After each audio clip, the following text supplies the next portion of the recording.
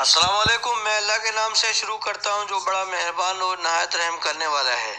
मैं उम्मीद करता हूँ कि आप सब खैर आफियत के साथ होंगे। मेरा ताल्लुक पाकिस्तान गिलगित बल्तिस्तान से है। कामयाब होने के लिए कद का लंबा होना ज़रूरी नहीं है।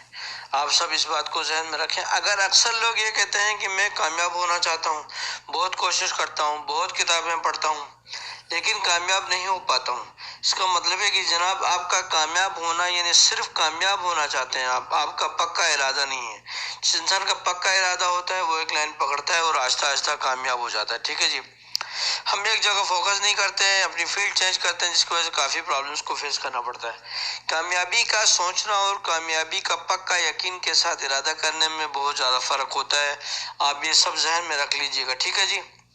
मुझे खुद अभी पता चला, मुझे किसी ने आज तक नहीं बताया। ठीक है। आपकी ख्वाहिश या ख्वाहिशात का सौदा हो सकता है, लेकिन आपके इरादे का सौदा कभी नहीं हो सकता। इरादा अगर आप पक्का हो तो आप जम के चलते रहेंगे। दूसरी बात की जिंदगी में जब परेशानियां और मुश्किलें आती हैं तो ख्वाहिश कमजोर पड़ जाती है, लेकिन इरादा मजबूत का मजबूत रहता है। अगर आपका इरादा मजबूत हो तो आप ख्वाहिशात पर नहीं चल रहे हो। तो मैंने भी जब 1996 में एंटर किया, इसके बाद कभी किसी अखबार को पढ़ा होगा या कहीं बाहर को कहीं पर कहीं से कोई किताब मिल गई, या कहीं पे कोई बस अड्डे में या कहीं बस में चलते हुए या रेल में सफर करते हुए कहीं मैंने कोई किताब पढ़ा है तो ठीक, नहीं तो रुझान इस तरफ पैदा ही नहीं हुआ। हमने अपने किसी बड़े को भी किताब में पढ़ते हुए न देखा, न कभी किसी अच्छी किताबों की खरीदारी करते देखा, न हमें बताते देखा या सुना कि कोई अच्छी किताब है फिलानी वाली, आप वो खरीदो और पढ़ो। हम ये कमाई तो वो कमाई, यानी सर्दी में गर्मी की तैयारी, गर्मी में सर्दियों की तैयारी, क्योंकि हम लोग गिलगित बल्तिस्तान के रहने वाले लोग हैं, इस वजह से हमें अपने हर मौसम के हिसाब से तैयारी करना पड़ता है। दोनों मौसमों में हर दूसरे मौसम की तैयारी करने में हमने लाइफ गुजार दीजिए।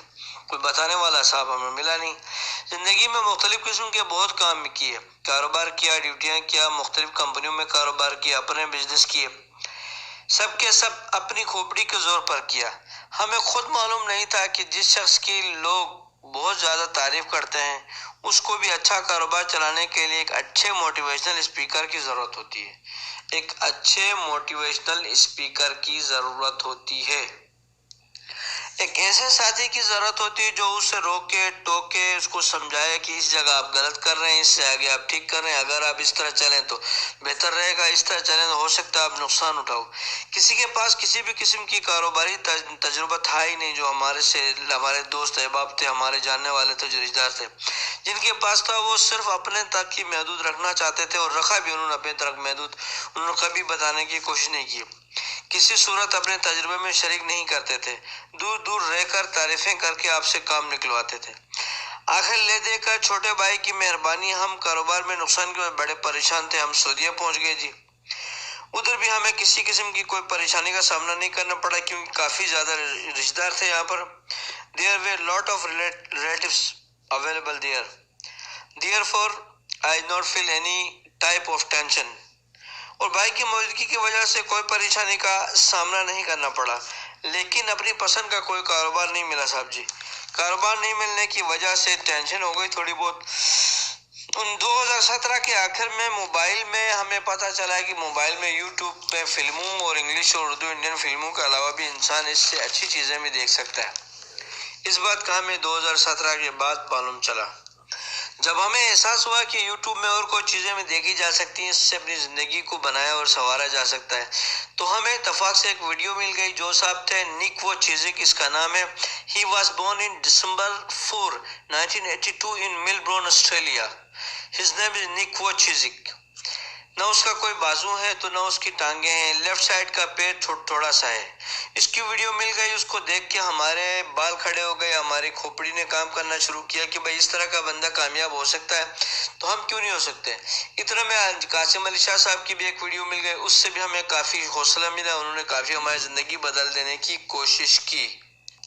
इसी दौरान हम कासिम अली शाह साहब की 20-30 वीडियो सुनकर हम जज्बे में आगे पाकिस्तान चले गए, वहाँ कारोबार स्टार्ट किया, लेकिन हमें नो लॉस हुआ। वो हमारी अपनी गलती की वजह से हमें कोई टेंशन नहीं, नुकसानात से हमने इससे सीखा, बहुत कुछ सीखा, तजुर्बा, लोगों को पहचाना, अपनी गलतियां देखा, सीखे, आगे इंशाल्लाह अच्छे से अच्छे कारोबार करने की कोशिश करेंगे।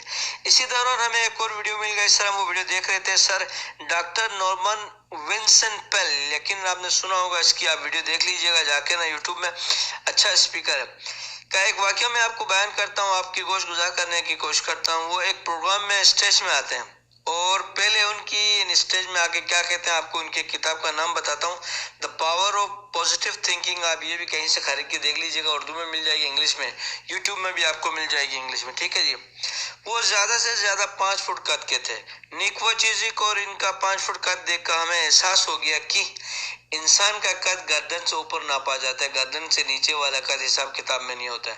तो काबिल इंसान है तो उसका कद गर्दन से ऊपर नजर आता है, बाकी दिखावे में लंबे तड़ंगे बतंगे लोग होते हैं, वो सिर्फ दिखावा होता है, उनकी कोई पर्सनालिटी नहीं होती सर, ठीक है जी। निक वो चीजों को सुनकर इस बात को अपने जहन में से मैंने निकाल दिया, कामयाब होने के लिए कद का लंबा होना, कोई खास कद का होना जरूरी नहीं है। इंसान का कद सिर्फ और सिर्फ गर्दन से ऊपर नापा जाता है, ऊपर देखा जाता है, आप जहन में रख लीजिएगा, ठीक है। डॉक्टर नॉर्मन विंसेंट पेल स्टेज पे आते हैं जी, और तमाम अफराद से मुखातिब होकर कहते हैं कि आप सब में किस किस को परेशानियां हैं। सब हाथ उठाते हैं, सर जी हमें बहुत परेशानियां हैं। तकरीबन उस ऑडिटोरियम में 1000 से ज्यादा अफराद होते हैं। फिर डॉक्टर साहब कहते हैं कि क्या आप लोग चाहोगे कि ये सारी परेशानियां, प्रॉब्लम्स, जो टेंशन आपको हैं, वो सब खत्म हो जाएं? जी तमाम अफराद हाथ उठाते हैं जी कि हम चाहते हैं कि परेशानियां खत्म हो जाए। डॉक्टर साहब कहते हैं कि अभी आते हुए तकरीबन 200 मीटर की दूरी पर जहां से मैं गुजर रहा था, वहां एक कब्रिस्तान था बहुत बड़ा, उसमें तमाम लोग आराम से सोए हुए थे, बैठे थे, कोई टेंशन नहीं थी उनको, किसी को भी।